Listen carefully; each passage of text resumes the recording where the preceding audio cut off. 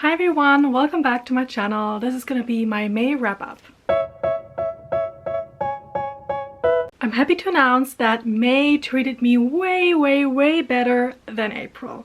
So in April I only read 8 books and I think 6 of them were rereads and I was kind of in a slump, but I got over that in May and I actually read a ton of books. I read a total of 16 books in May, and I think a big part of that was the Asian readathon that I was taking part in, and I'm so glad that I got to read a bunch of books written by Asian authors, and I'm so happy to say that I continued doing that in June. So I didn't get to all the books, of course, I wanted to read in May, but I did continue reading them in June, so stay tuned for that wrap-up. As far as stats go, I read 2 5 stars, 2 4.5 stars, 8 4 stars, 1 3.75 stars, 1 3.5 star, 1 3 star, and sadly 1 1 star. Of the 16 books that I read, 11 were adult, 4 were YA, and only 1 was middle grade. I need to step up my game with middle grade, I think. I need to read more of that because it was a great book once again. And I only reread 1 of the books. So compared to April, it's like night and day. So I'm glad that I finally get around to doing the wrap up and talking about some of my new favorite books that I have. I started off the month with my reread, and that was of The Bone Shard Daughter by Andrea Stewart. This is taking place in a world that is set on islands all across the ocean, and there's one emperor who controls everything and is protecting everything with these bone shard creations that he has. And in order to power these creations, which are kind of Frankenstein monster-esque creatures that are put together of like different parts of animals, and in order to make them work, he has every person in his empire sacrifice one of their bone shards that are, I think they're taking when the child turns 12. Everyone has to give one, and those can be used to magically enhance these creations and thus make them work. And in this we follow not only the daughter of the emperor, who is trying to figure out what this magic is, and she wants to learn more about it, but he's kind of secretive about it and makes her work for it. But we also follow someone on a different side of the map who is a smuggler, and he is just thrown into the whole plot of it when he goes to an island to do his business, and that island starts to sink, and he not only saves a child, which makes everybody assume that he's this big hero, but he also saves a little animal. He doesn't really know what it is at first. He thinks maybe it's a kitten, but he saves it from drowning and later finds out it's something else entirely. Spoiler alert, it's one of the cutest animal companion ever, and thus his journey begins in this book. He's very reluctant. He's a reluctant hero, but he does go above and beyond into trying to not only find his missing wife that he's been looking for forever, but also to try to help others when he can, because he does get this reputation and he accepts it reluctantly. So I really enjoyed this book when I read it a couple of years ago, but I didn't really remember much, so I reread it in order to continue on with the series, and that I did. So I read The Bone Shard Emperor in May as well. It is a very chunky book, and I do have to say that I am reading the last book of the series right now, and I had to go back and page through these little tabs that I did in order to remember everything about this book. And I don't know what it is about this series, I just can't seem to remember like the plot of it. I really like it. I gave both books 4 stars, so I'm really enjoying it. I love the magic system, I love the whole idea, I love the animal companions, I love the different characters, not all of them, but some, and I still have a hard time like keeping the plot in my head. And I used to kind of find it funny when Becca from Becca and the Books kept saying that she can't remember the plot of Lord of the Rings, that it's just something that just goes out of her head the moment that she learns about it. And now I can totally understand because it's with this series. I don't know, but I am enjoying the last book of the series. The second book is set right after the end of book 1. This is a bit more political, a bit more who's on whose side, and what advantages does one get from being an ally to someone and not to someone else. There's also a secret revealed, or more than one secret revealed, that were started in book 1, and we get some answers, and we have these different fractions of people trying to get to power, and it's very interesting to see everyone's side of things. There's a big epic battle scene at the end of this, and I really enjoyed it. I do think there are POVs in here that I don't really need. I'm kind of always like, oh, okay, we're back to that POV.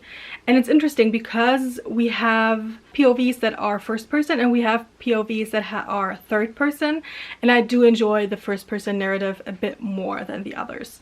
But yeah, really enjoying this series so far, and I'm glad that I'm finally getting around to reading the third and final book. After that great start, I got to my 1-star read, and that is Call It What You Want, and it's not a good book. I gave it 1 star because I was so disappointed. It has a very toxic relationship at the front of it, and it would be different if it was supposed to show this toxic relationship and then the main character starts to question it or something, or maybe she's not aware that all these red flags are like waved right in front of her. But I think she does, because there are some passages, like some quotes that I could give, where she actually acknowledges that this is kind of wrong and that she may want something else, but then she just ignores it and goes back, and I don't know. Also, the writing style wasn't great. The whole plot was kind of meh. This is a book about a relationship between 2 people meeting at college and starting a relationship, not calling it a relationship, and why both of them may want or don't want this relationship. Ugh, I really don't like this book. Only gave it 1 star. I don't really want to talk about more of it. Don't read it. It's not good.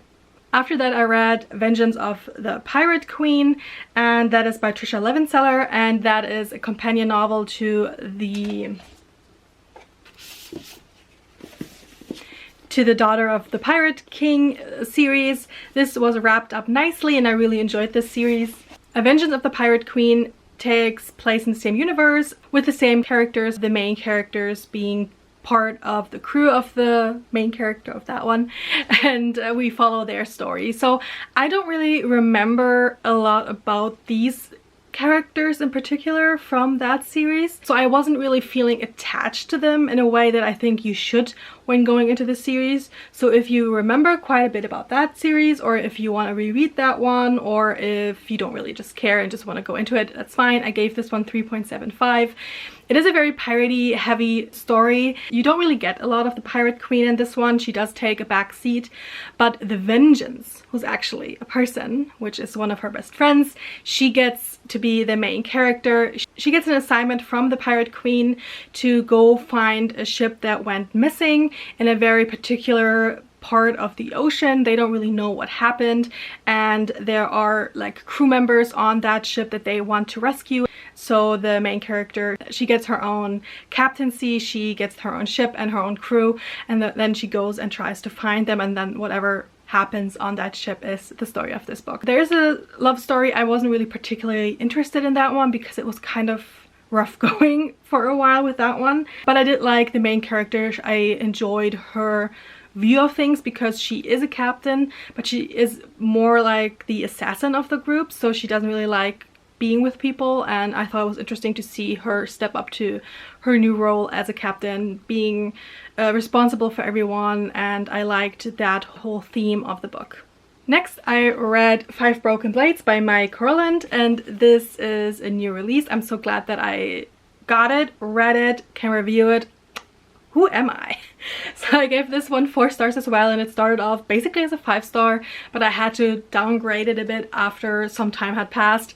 But let me talk about the plot first. This is about 5 or maybe 6, I don't really remember, but it's basically 5 people getting hired to assassinate the king. But the problem is that the king seems to be immortal, and they need to find a way to get that item that makes him immortal away from him. So they're doing not only assassination plot, but they're also doing like a heist thing, and they all get together and are on their way to the palace in order to execute this plan. Now, the reason why I love this book is because of the characters. We have, I think, 5 or 6 different POVs. We get to know all of them before they get together and before they're hired, and we see their different relationships with each other. Some of them knew each other from before, and some are just thrown into this by random chance. So we have a thief, we have a prince in hiding who's supposed to be dead, we have the spy master of the king who's kind of plotting against him, we have a strong arm, we have... Who else do we have? We have someone else. I don't remember, but we have another couple of people and they're all getting together. They all have different agendas being there and they all kind of don't trust each other because they all are like professional liars and like people who hurt other people. I really enjoyed that part, getting to know them, getting to see their different circumstances in life and finding out like who knows whom and is it who has already like built relationships and who is trying to figure out like what's going on. The thing is why I can't give this more than 4 stars, and I mean 4 stars is an amazing rating, don't get me wrong, I do want to continue with this one, is one thing that could just make this book redundant, and that's the question, why are they not meeting at the palace where they want to assassinate this king? Because the whole book is them on their journey to that place.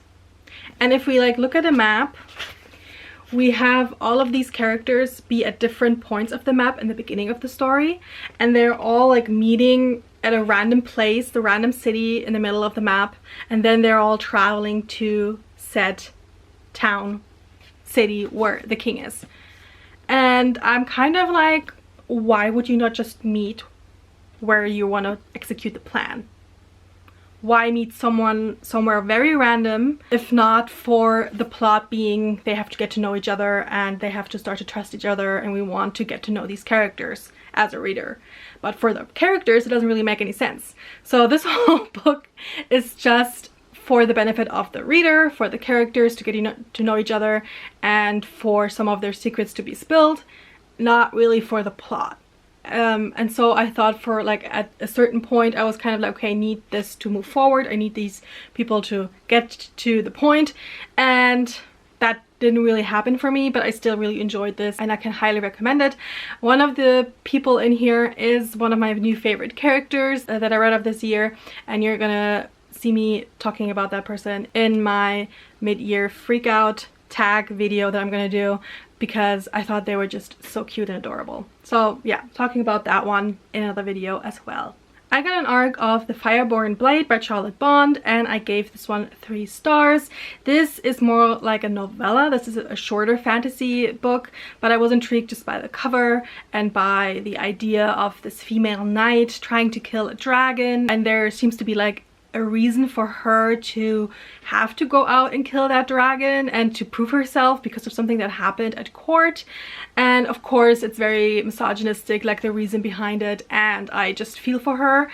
But, and there's like the big but, for the length of this book there were a lot of pages allotted for not really the main plot. Every other chapter is basically a chapter in a book recounting the story of other dragon killers, how they interacted with their dragon and what happened and how it all got wrapped up. And so I like that we get to know different dragon killers and the different kinds of dragons that you have in this land. And we also get to know kind of like how their lore is being told afterwards. I do understand why we need these kind of interludes in between the main plot, but it also takes away a lot from the rest of the story, because I wanted to be more with this main character. I wanted to be with this knight when she goes and tries to find the dragon that she needs to kill. She's in this underground cave and she's just looking for it, and it's very mystic, and she notices she's kind of affected by the dragon, so her mind is kind of all over the place, and I really enjoyed just getting to know that mystery and kind of solve that. So I really wanted to be more present with the character instead of having to always take a step back, look at other dragon killers, and then go back to this story. It kind of took me out of the story for a bit. Also, I kind of knew the big revelation before it happened in the end. I was kind of like, okay, this is gonna happen. This is the whole spiel of it, right? And then it was, so I wasn't really that much surprised by it, but I did enjoy the writing style, so I did still give it 3 stars. I would still recommend it if you like it. I would have liked a bit more time with the dragon as well, but you know, you gotta take what you get. But yeah, that's also kind of why it's only a 3 star. I then went back to an arc that I've had for quite some time, and that is for The Keeper of Night by Kylie Lee Baker. I recently read her newest work, The Scarlet Alchemist, and I loved it. So I thought it was finally time to go back and actually read the arc that I got for her debut novel. I'm so embarrassed actually that I didn't read it when it first came out, but I just didn't have the time. So I read it now and I really enjoyed it, and I gave it 4 stars. This has a very different vibe to Scarlet Alchemist, so take that into consideration if you loved Scarlet Alchemist and you thought, oh, I want the same thing again with a different storyline. It's not that, because the Scarlet Alchemist is very much a competition-driven fantasy with a lot of layers to the fantastical plot, while this is more of a retelling of Asian lore, and I really enjoyed that part as well because I didn't know that it was so gruesome. There are some gruesome fairy tales in like Western culture as well, but with this one, they had me. It was really very atmospheric and I enjoyed that part very much. So in this we follow a character who is half British Reaper and half Japanese Shinigami, and they are kind of in the same field of work where the Reaper is like reaping the souls of the people who are dying, and the Shinigami are creatures of the goddess of death in Japan. So they are kind of in the same realm of having to deal with people who are dying, but they have different kind of lore behind it. So in this we are in the late 1800s in England. We start off there with the main character having Asian features because of her parentage, and so she gets a lot of resentment from the other Reapers. So it's not only humans who are like very petty and very racist, but also these magical beings, and so she doesn't really get the best treatment with the other Reapers. And one night when something escalates and she needs to leave, we follow her to Japan, where she notices that being half of something is always going to be hard. People are always going to have these kinds of thoughts about you, so she doesn't really fit in there either, and she just desperately tries to gain the favor of the goddess. And for that to happen and for her to become one of the Shinigamis, she needs to kill 3 demons who have taken too many souls. There needs to be a balance between life and death, and the goddess is kind of taking care of like who gets how many souls, and these 3 demons just took too many, unbalancing everything, and that needs to be rectified. So she goes on this journey to these 3 different locations in Japan, meeting different kind of legends of Japan, and it was really interesting to see what kind of fairy tales there are in Japan and getting this new account of these. So I was really intrigued.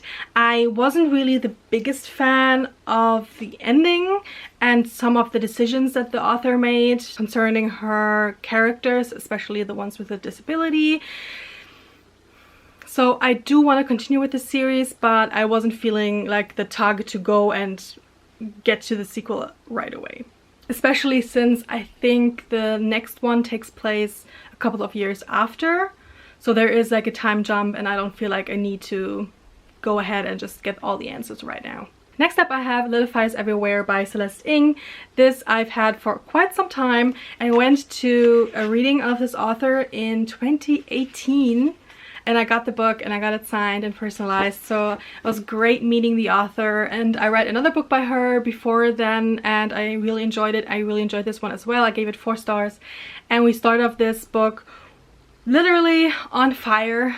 The house of this very prominent family in this town is burning, and from the get-go everybody assumes it was the one daughter who did it because she is kind of a rebel. She doesn't really follow any rules, so everybody's kind of like, okay, it was her. And we have I think 4 kids in this family plus the adults, plus another family who lives in one of their homes that they have. And then after we have this first chapter where this house is burning, we go back and get to know the whole story of the summer. I think it's taken place like in the 90s, I want to say. I really enjoy that the author always takes like a step back and goes into the past to tell us a story.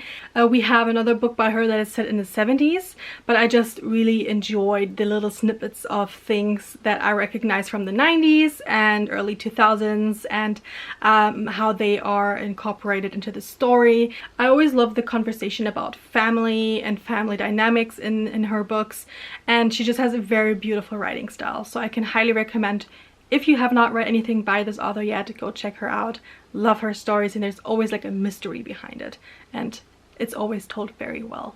After that, I read a German middle grade book, which is called Himmelwärts. This is a story of two friends who have the permission of sleeping in a tent in the yard and just have a little sleepover.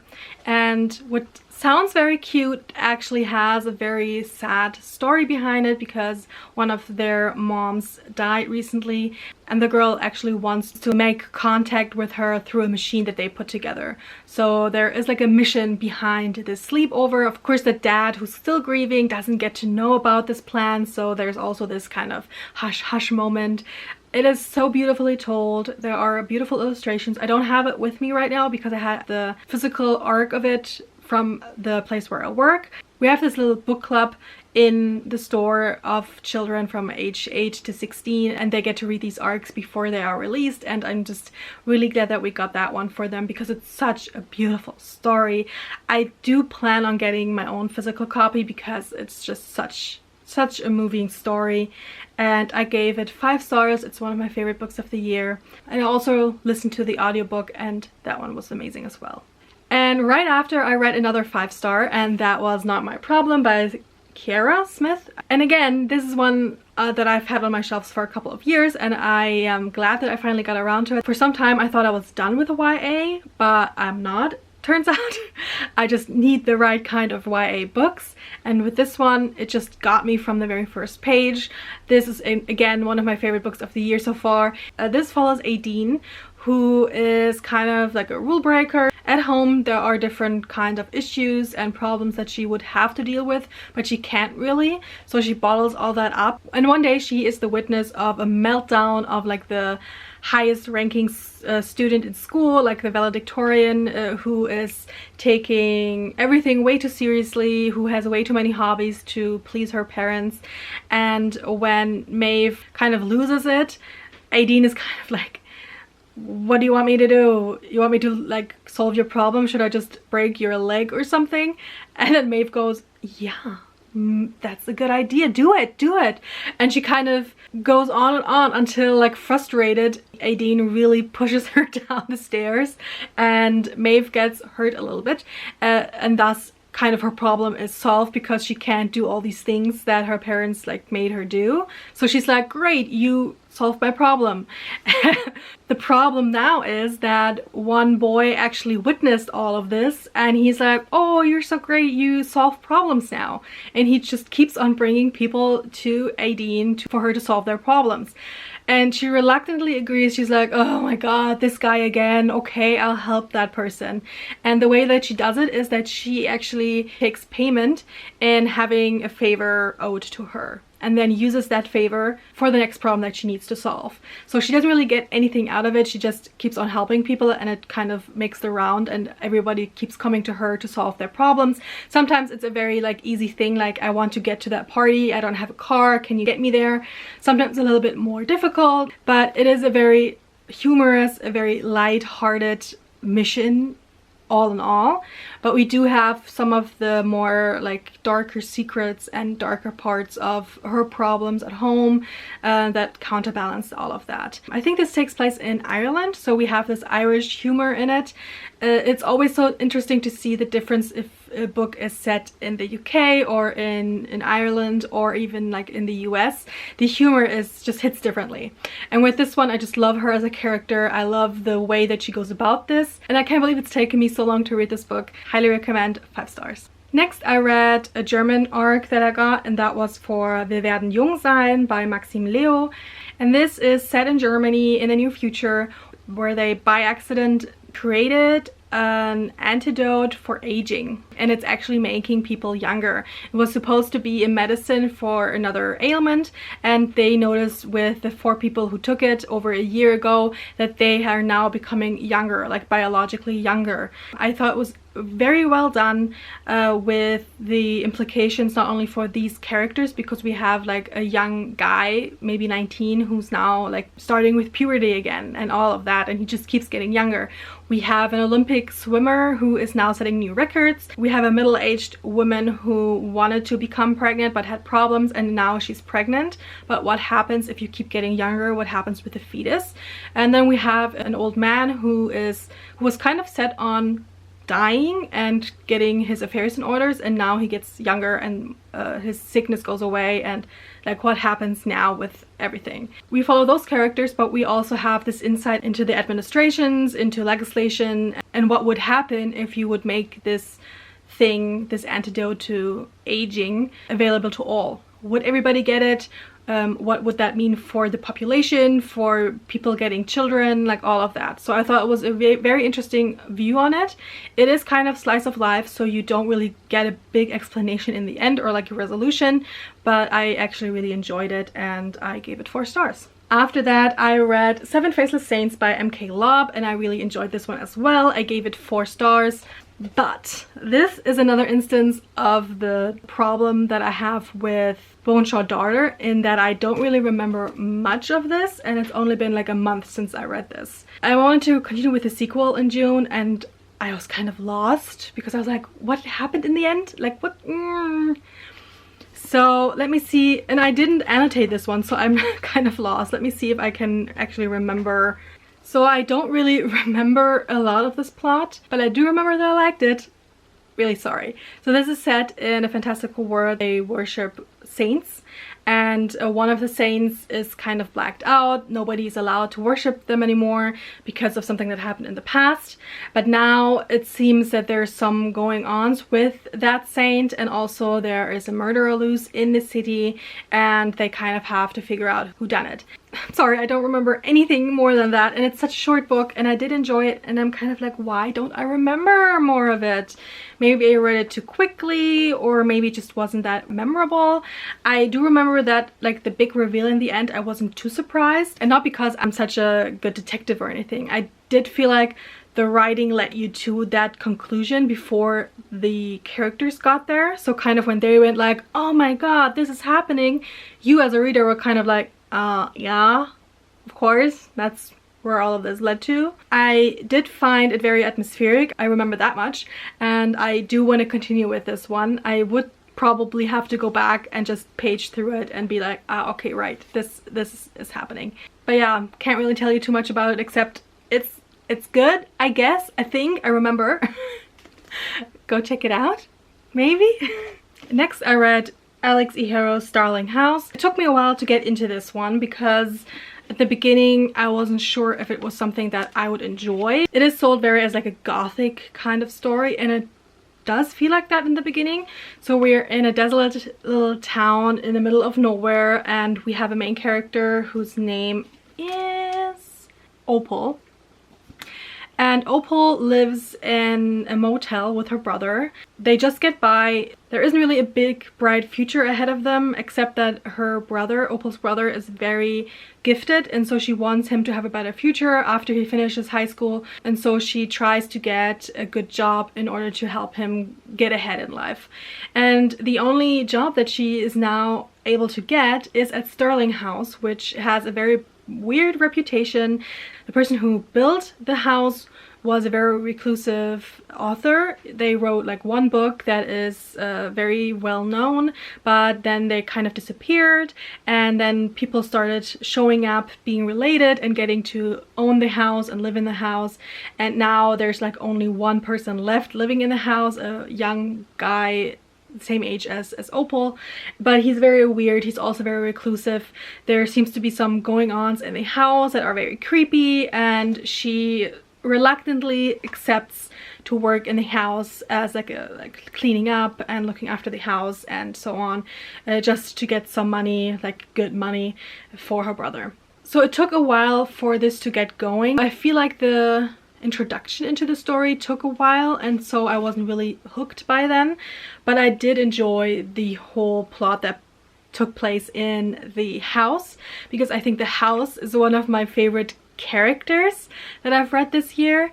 Without spoiling too much, this is almost kind of like a sentient house, and you notice while the story goes on that it likes Opal and that it makes her feel more comfortable, and kind of she's helping the house, so the house is helping her, and it just has its own opinion about things. So it is almost kind of cozy fantasy-esque in that aspect, but of course the rest of the plot is a bit more gruesome, a bit more gothic, a bit more dark, but I did enjoy that part as well, so I ended up really loving this. So I gave this 4.5 stars, and I know that I'm probably going to reread it at some point, and I'm glad that I got this beautiful edition that has like the clear cover, and yeah, really happy about this book, really glad. I don't think I would have picked this up if it wasn't still on my radar because of the whole needing keys on covers prompt. That prompt was from the Magical Readathon, I think, so I think that's kind of why I still had this on my radar, and I just went for it. I was like, I have the audiobook, let's just try it, and if I don't like it I can get rid of it because I don't like gothic stories, and then I end up loving it. Like, who knew? 3 more books to go, but they're all digital books that I read. So the first one is Tender is the Flesh, and I gave this one 3.5 stars. I found it disturbing. I thought it was well done in the aspect that it wants to disturb you. I am glad that I read it, but I don't think you need to read it. I don't think it's like a must read. So this takes place in our world in the near future, and the premise of this is that there was a virus that affected all the animals, so we can't eat them anymore without getting sick and dying. So of course humankind decided to go another route because we do want our like big steak and everything. So instead of just going vegetarian or vegan, we start using humans as a meat source. Ugh. And it goes into a lot of details. It's very detailed about how they produce said meat, how they procure it, how they slaughter it, how they feel about it. There are different ways of talking about it. Ugh, it's just yeah, it is a lot, and I would say check out the trigger warnings if you are inclined to read it. I have to say, I just read it because I heard other people talking about it, and I was intrigued in how it was portrayed, and that's what I got from this. But I was spoiled for the ending because I didn't care at the time. I was like, okay, I want to know like what the ending was. So I wasn't surprised by the ending, but I do think that it was well done. And if you want to read something disturbing, maybe check that one out. We had another solve along with Gavin from Gavin Reads It All, and we read the first Poirot novel by Agatha Christie, and I really enjoyed this one. I gave it 4 stars. I was way off with who I thought did it. I fell for it, I have to say, and it was hilarious to do the live show where everybody was kind of like on the same page, but we were all wrong, like most of us. Some had it right, some understood the assignment, but yeah, I fell for it. I'm glad to say actually, because I was like, what? So really enjoyed that, and it's interesting to see that this was the first Poirot, so I really want to just continue reading Agatha Christie, and I hope that we do some more with Gavin because it's always great to read these with other people. I don't think I have to explain Agatha Christie or Poirot at this point. I think everybody knows what kind of crime stories these are, but it's always like there's a murder or like a thing that happens and there are only a couple of people who could have done it, and you usually just have the police or the detective talking to people to find out like what happened, the timeline, like what works, what doesn't, and that is also like why you as a reader can go along and solve it with the detective. And I like this one. I really did like this one. And the last book that I read is again a German book, and it's not yet released. It's called Die Himmelsrichtung by Joe Lendl, and I gave this one 4.5 stars. And this is again, I think, a new favorite of mine. This is the story of Amelia Earhart, and she, if you don't know, she is the first woman to fly across the Atlantic, and she is most known for being lost at sea, like during her last flight. For a long time we didn't know what happened to her. It was a very like big mysterious thing that happened. I do think that she and her remains were found, which is of course a sad story, but this mystery of what happened to her is something that I knew about before going into this story. And I love the way that this book tackles her life story by actually going backwards in time. So we begin with her last flight. We are in her head. We see what she's like doing, where she's going, like her hopes, her dreams.